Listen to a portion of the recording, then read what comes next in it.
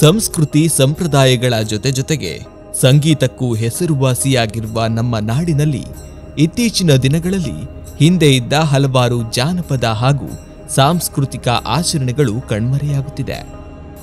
ಹಿಂದಿನ ಕಾಲದಲ್ಲಿ ಸಂಗೀತ ಕಲಾವಿದರು ಹಾರ್ಮೋನಿಯಂ, ತಬಲ ಮುಂತಾದ ಸಂಗೀತ ಉಪಕರಣಗಳನ್ನು ತೆಗೆದುಕೊಂಡು ಮನೆ ಮನೆಗೆ ಹೋಗಿ ಹಾಡುಗಳನ್ನು ಹೇಳುವ ಪರಿಪಾಠವಿತ್ತು. ಆದರೆ ಇದೆಲ್ಲ ಇಂದು ಮೂಲೆ ಗುಂಪಾಗುತ್ತಿರುವುದು ವಿಪರ್ಯಾಸ.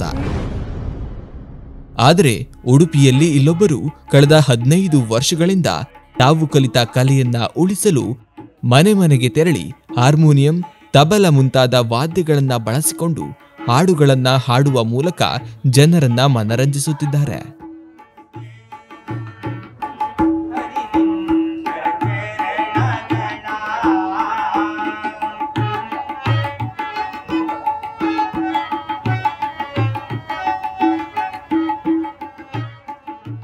ಇದಿಷ್ಟೇ ಅಲ್ಲದೆ ಪ್ರತಿ ಶನಿವಾರ ಉಡುಪಿಯ ಆಸುಪಾಸು ಸಂಗೀತ ಕಾರ್ಯಕ್ರಮಗಳನ್ನು ನೀಡುವ ಮೂಲಕ ಶ್ರೀಕೃಷ್ಣನ ಸೇವೆ ಮಾಡುತ್ತಿದ್ದಾರೆ. ಹಾಗಾದ್ರೆ ಯಾರಿವರು? ಈ ವಿಡಿಯೋ ನೋಡಿ.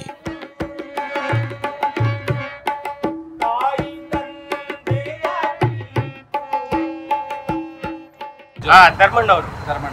ಎಷ್ಟು ವರ್ಷದಿಂದ ಇದನ್ನ ನುಡಿಸ್ತಾ ಬರ್ತೀವಿ? ಇಲ್ಲಿ ಬಂದು ಒಂದು 15 ವರ್ಷ ಆಯ್ತು. 15 ವರ್ಷ. ನೀವು ಎಷ್ಟು ಜನ ಇದ್ದೀರಾ? ಯಾವ ಊರು? ನಮ್ದು ಹುಬ್ಬಳ್ಳಿ.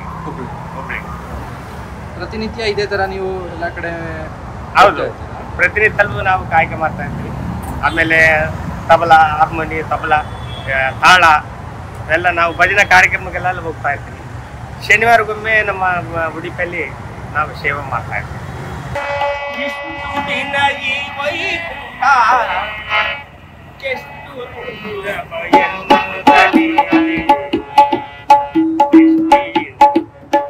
ನಾನು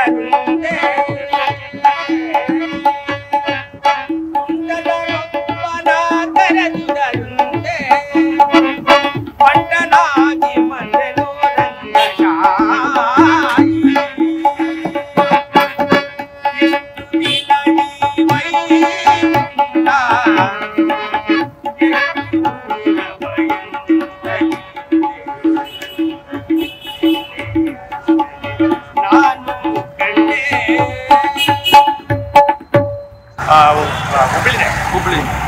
ಉಡುಪಿಗೆ ಬಂದು ಎಷ್ಟು ವರ್ಷ ಆಯ್ತು? 15 ವರ್ಷ ಆಯ್ತು. 15 ವರ್ಷದಿಂದ ಇದೆ.